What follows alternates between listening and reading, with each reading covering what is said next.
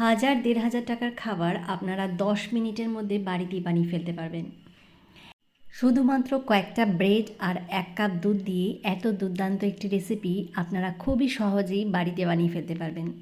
আমি এখানে ৩টে আর ৩টে মোট ৬টা ব্রেড নিয়েছি আর ১ কাপ দুধ নিয়ে নিয়েছি। দুধটা একদম নর্মাল টেম্পারেচারে এটাকে পাউরুটির মধ্যে দিয়ে দিয়েছি। আমি এখানে ৩টে আর ৩টে মোট ৬টা ব্রেড নিয়েছি আর ১ কাপ দুধ। দুধটা নর্মাল টেম্পারেচার ছিল। এই দুধটা হচ্ছে ফুল টোনের দুধ। দুধটা যখন ব্রেডের মধ্যে একদম সোক করে যাবে তারপরে এটাকে এপিটোপিট করে একদম স্ম্যাশ করে নেব। দেখুন, আপনারা ভাবতে পারবেন না এত দামি একটা রেসিপি হতে যাচ্ছে, মানে কি বলবো। আর এটা খেতেও মানে খুবই দুর্দান্ত। এটাকে স্পুন দিয়ে নাড়াচাড়া করে একদম মণ্ড তৈরি করে নিতে হবে। যতক্ষণ না পর্যন্ত একদম স্ম্যাশ হয়ে যাচ্ছে আর একটা মণ্ড আকার নিচ্ছে ততক্ষণ পর্যন্ত এটাকে নেড়ে যেতে হবে।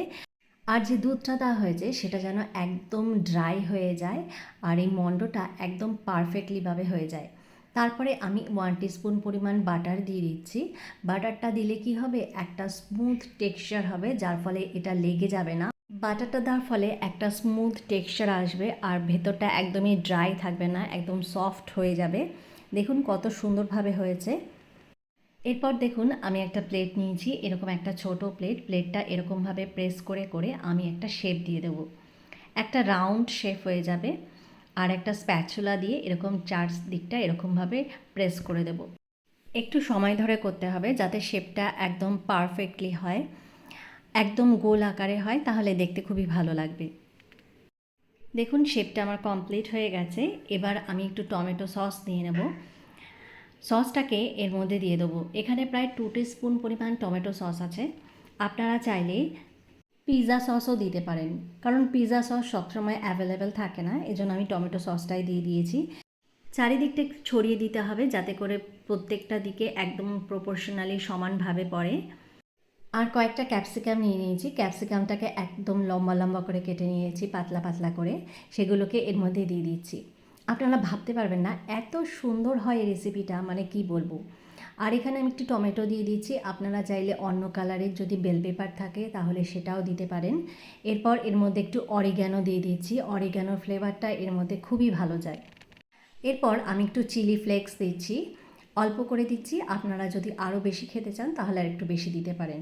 এরপর একটু মিক্স হার্বস দিচ্ছি। মিক্স হার্বসের ফ্লেভারটাও এর মধ্যে খুব ভালো লাগে। আর খুব বেশি করে একটু চিজ দিতে হবে। যত বেশি চিজ দেওয়া যাবে তত খেতে আরও বেশি টেস্টি হবে, এই জন্য বেশি বেশি করে চিজ দিচ্ছি। আর ছোট ছোট কিউব করে চিজ কেটে নিয়েছি, সেগুলো ওপরে টপিংসে দিয়ে দেবো। যত বেশি চিজ দেওয়া যাবে তত বেশি খেতে টেস্টি হবে। আর এগুলো যখন মেল্ট হয়ে যাবে তখন একটা ক্রিমি টেক্সচার বেরোবে, যেটা নাকি খেতে অপূর্ব লাগে। এবার ফ্লেমটাকে একদম লো করে এটাকে প্রায় 10 মিনিটের মতো আমি একটুখানি স্টিমে বসিয়ে দেবো। 10 মিনিট বাদে দেখুন কত সুন্দর লাগছে।